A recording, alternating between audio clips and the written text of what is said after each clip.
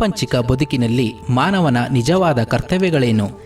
ಜೀವನದಲ್ಲಿ ಸಮಚಿತ್ತತೆಯನ್ನು ಬೆಳೆಸಿಕೊಳ್ಳಬೇಕಾದ ಬಗೆ ಹೇಗೆ? ಸಮತೋಲನದ ಸಾಧನೆ ಬದುಕಿನಲ್ಲಿ ಸಾಧ್ಯವೇ? ಎಂಬೆಲ್ಲ ಪ್ರಶ್ನೆಗಳಿಗೆ ಭಗವದ್ಗೀತೆಯ ಮೂಲಕ ಶ್ರೀ ಕೃಷ್ಣನ ನುಡಿಗಳು ನಮಗೆ ಸಾರ್ಥಕತೆಯನ್ನು ನೀಡುತ್ತದೆ. ಬನ್ನಿ ಈ ಗೀತೆಯ ಸಾರವನ್ನು ತಿಳಿಯೋಣ. ಶ್ರೀಮತಿ ನಾಗಶ್ರೀ ತ್ಯಾಗರಾಜ್ರವರ ಧ್ವನಿಯಲ್ಲಿ ಗೀತ ಸುನಾದ ಕಾರ್ಯಕ್ರಮ ತಪ್ಪದೆ ಕೇಳಿ. ಪ್ರತಿದಿನ ಬೆಳಗ್ಗೆ 8:35 ಮರುಪ್ರಸಾರ ಸಂಜೆ 6:30 ನಿಮ್ಮ ಜನಧ್ವನಿ ಬಾನುಲಿಯಲ್ಲಿ.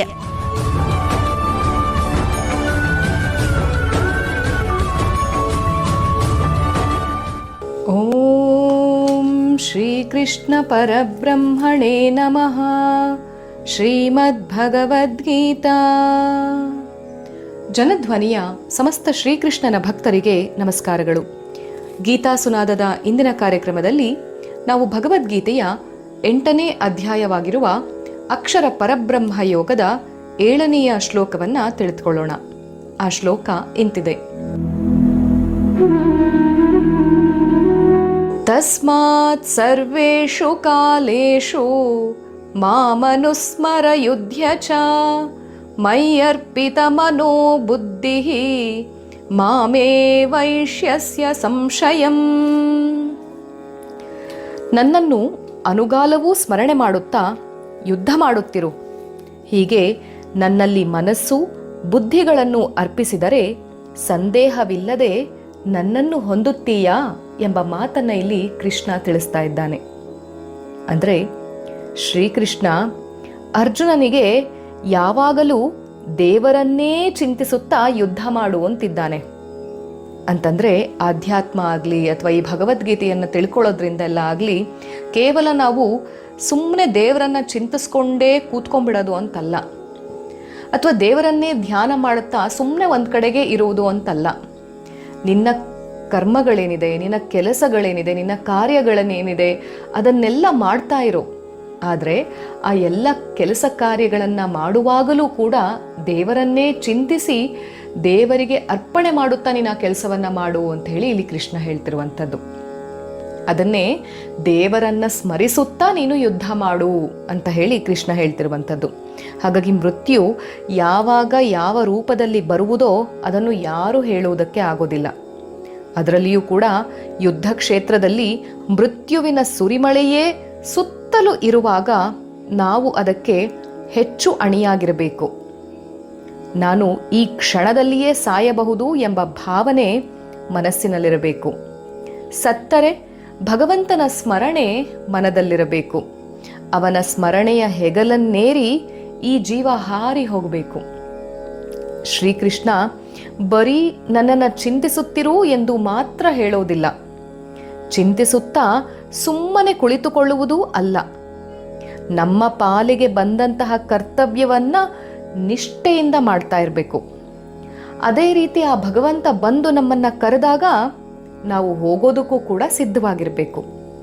ಇದು ಬರೀ ಸಾವಿಗೆ ಅಣಿಯಾಗುವುದು ಮಾತ್ರವಲ್ಲ, ಅವನು ಬದುಕಿರುವುದಕ್ಕೂ ಅಣಿಯಾಗಿರುವವನು. ಜೀವನದ ಮೇಲೆ ಜಿಗುಪ್ಸೆ ಹುಟ್ಟಿ ಮೃತ್ಯುವನ್ನೇ ಎದುರು ನೋಡುತ್ತಿರುವವನಿಗೆ ಈ ಪ್ರಪಂಚದ ಯಾವ ಕಾರ್ಯದಲ್ಲಿ ತೊಡಗಿರುವುದಕ್ಕೂ ಕೂಡ ಉತ್ಸಾಹವಿಲ್ಲ. ಹಾಗೆಯೇ ಜೀವನದಲ್ಲಿ ಉತ್ಸಾಹ ಇರುವವನು ಸಾವಿನ ಚಿಂತೆಯನ್ನು ಮಾಡಲಾರ. ಅದರಷ್ಟು ಕಂಪನಕಾರಿ ಮತ್ತಾವುದೂ ಇಲ್ಲ. ಹಾಗಾಗಿ ಈ ಪ್ರಪಂಚಕ್ಕೆ ಮಾಡುವ ಕೆಲಸಕ್ಕೆ ಅಂಟಿಕೊಂಡು ಇರುವವನು ಈ ಜಿಗಣೆಯಂತೆ. ಆ ಒಂದು ಪ್ರಾಪಂಚಿಕವಾದ ಕೆಲಸವನ್ನ ಬಿಡೋದಕ್ಕೆ ಮನಸ್ಸೇ ಆಗೋದಿಲ್ಲ. ಆದರೆ ಆ ಯೋಗಿಯಾದರೂ ಎರಡಕ್ಕೂ ಕೂಡ ಸಿದ್ಧವಾಗಿರ್ತಾನೆ.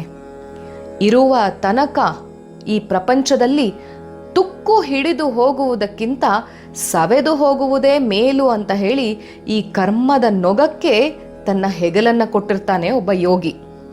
ಅದೇ ರೀತಿ ಆ ಯೋಗಿಗೆ ಅದೇ ಕೆಲಸದ ಮಧ್ಯೆ ಮೃತ್ಯುವಿನ ಕರೆ ಬಂದರೂ ಕೂಡ ಕ್ಷಣಾರ್ಧದಲ್ಲಿ ತನ್ನ ಕೈಯನ್ನು ತಳೆದುಕೊಂಡು ಆ ಮೃತ್ಯುವಿಗೆ ತನ್ನ ಕೊರಳನ್ನು ಒಡ್ಡಿ ತನ್ನನ್ನೇ ತಾನು ಆ ಭಗವಂತನಿಗೆ ಸಮರ್ಪಣೆ ಮಾಡಿಕೊಳ್ಳುವುದಕ್ಕೂ ಕೂಡ ಸಿದ್ಧನಾಗಿರ್ತಾನೆ. ಈ ಪ್ರಾಣವನ್ನೇ ಆ ಭಗವಂತನಿಗೆ ಅರ್ಪಣೆ ಮಾಡೋದಕ್ಕೂ ಕೂಡ ಸಿದ್ಧವಾಗಿರ್ತಾನೆ ಆ ಯೋಗಿ. ಹಾಗಾಗಿ ಇಂಥ ಒಂದು ಎಲ್ಲದ ಒಂದು ಸ್ಥಿತಿಗೆ ಯಾರು ಸಿದ್ಧ ಆಗಿರ್ತಾನಲ್ಲ ಅವನು ಮನಸ್ಸು ಮತ್ತು ಬುದ್ಧಿಯನ್ನು ಭಗವಂತನಿಗೆ ಅರ್ಪಿಸಲಿಕ್ಕೆ ಸಾಧ್ಯ. ಯಾವಾಗ ನಮಗೆ ಮನಸ್ಸು ಮತ್ತು ಬುದ್ಧಿಯನ್ನು ಭಗವಂತನಿಗೆ ಅರ್ಪಿಸಲಿಕ್ಕೆ ಸಾಧ್ಯವಾಗುತ್ತೋ ಆಗ ಅವನು ನನ್ನನ್ನೇ ಹೊಂದುತ್ತಾನೆ ಅಂತ ಹೇಳಿ ಭಗವಂತ ಹೇಳ್ತಾನೆ. ನಮ್ಮ ಮನಸ್ಸು ಭಗವಂತನಲ್ಲಿಯೇ ಅದ್ದಿರಬೇಕು, ಅವನಲ್ಲಿಯೇ ಮುಳುಗಿರಬೇಕು. ಆಗ ಮನಸ್ಸು ಪವಿತ್ರವಾಗುತ್ತೆ, ಪರಿಶುದ್ಧವಾಗುತ್ತೆ. ಪ್ರಪಂಚದ ಗಾಣಕ್ಕೆ ನಮ್ಮ ಮನಸ್ಸನ್ನು ಅರ್ಪಿಸಿದರೆ ಅದು ಅರೆದು ನಿಸ್ಸಾರ ಮಾಡುವುದು. ಅದೇ ಭಗವಂತನಿಗೆ ಅರ್ಪಿಸಿದರೆ ಅದನ್ನು ಅಮೃತದಿಂದ ತುಂಬುತ್ತಾನೆ ಅವನು. ಹಾಗೆಯೇ ಬುದ್ಧಿಯನ್ನು ಭಗವಂತನ ಕಡೆಗೆ ಹರಿಸಿದರೆ ಅವನ ಮಹಿಮೆ ಅರ್ಥವಾಗುತ್ತಾ ಬರುತ್ತೆ. ಜೀವನವನ್ನು ಶಾಂತಿಯಿಂದ ತುಂಬುತ್ತಾನೆ. ಯಾವಾಗ ಪ್ರಪಂಚಕ್ಕೆ ಅರ್ಪಿಸುತ್ತೇವೆಯೋ ಅದರಿಂದ ಹೆಚ್ಚು ಲಾಭ ಮತ್ತು ಕೀರ್ತಿ ಮುಂತಾದವು ಬರುವಂಥದ್ದು. ಆದರೆ ಬುದ್ಧಿಯೆಲ್ಲ ಎಂಜಲಾಗಿ ಬಿಡುತ್ತೆ. ಇದರಿಂದ ಶಾಂತಿ ಸಮಾಧಾನ ಸಿಲುಕದು ನಮಗೆ.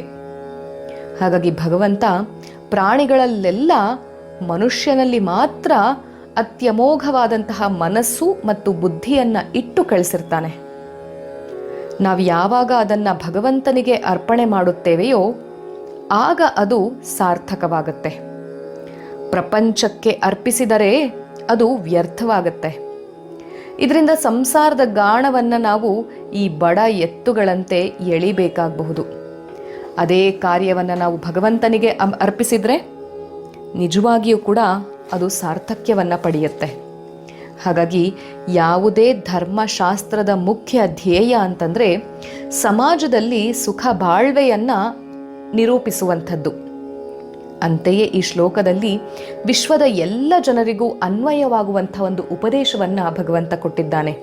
ಇದನ್ನು ನಿತ್ಯ ಜೀವನದಲ್ಲಿ ಅಳವಡಿಸುವುದಾದರೆ ನಮ್ಮ ಬಾಹ್ಯ ಜೀವನದ ಮಟ್ಟವನ್ನು ಮತ್ತು ಆಂತರಿಕ ಸ್ಥಿರತೆಯನ್ನು ಹೆಚ್ಚಿಸಿಕೊಳ್ಳಬಹುದು. ನಿತ್ಯ ಜೀವನಕ್ಕೂ ಧರ್ಮಕ್ಕೂ ಏನೇನು ಸಂಬಂಧವಿಲ್ಲ ಅಂಥೇಳಿ ಹೇಳುವವರಿದ್ದಾರೆ. ಅವರ ಪ್ರಕಾರ ನಿತ್ಯ ಜೀವನದಲ್ಲಿ ಧರ್ಮವನ್ನು ಅಳವಡಿಸಿಕೊಳ್ಳುವುದಾದರೆ ಆ ಮೂಲಕ ಯಶಸ್ವಿ ಬಾಳ್ವೆಯೂ ಸಾಧ್ಯವಿಲ್ಲ ಅಂತ. ಆದರೆ ಆ ವಾದ ಸರಿಯಾದುದಲ್ಲ. ಅವರಿಗೆ ಧರ್ಮದ ಬಗ್ಗೆ ಪರಿಜ್ಞಾನವೇ ಇಲ್ಲ. ಸಾಮಾನ್ಯವಾಗಿ ನಾವು ಯಾವುದೇ ಕೆಲಸ ಮಾಡುವಾಗ ಅಲ್ಲಿ ಮನಸ್ಸು ಇರೋದಿಲ್ಲ. ಪೂರ್ತಿ ಮನಸ್ಸಿಟ್ಟು ಶ್ರದ್ಧೆಯಿಂದ ಕೆಲಸಗಳನ್ನು ನಿರ್ವಹಿಸಬೇಕೆಂಬುದೇ ಪರಮಾತ್ಮನ ಉಪದೇಶ.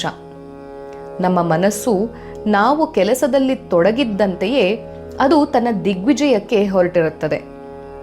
ಮಾಡುವ ಕೆಲಸದಲ್ಲಿ ಭಯ, ಹೊಟ್ಟೆಕಿಚ್ಚು, ಆಗಬಹುದಾದ ನಷ್ಟ ಮುಂತಾದವುಗಳನ್ನೆಲ್ಲ ಕಲ್ಪಿಸಿಕೊಂಡು ತನ್ನ ಶಕ್ತಿಯನ್ನೆಲ್ಲ ಕಳೆದುಕೊಂಡು ಬಿಡುತ್ತೆ.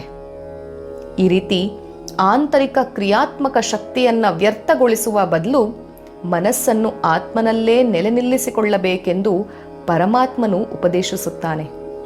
ಅಂತಹವನಿಗೆ ಯಶಸ್ವಿ ಬಾಳ್ವೆಯನ್ನು ಕೂಡ ಬಾಳಲು ಸಾಧ್ಯವಾಗುವುದು ಎಂದು ಕೂಡ ಹೇಳುತ್ತಾನೆ.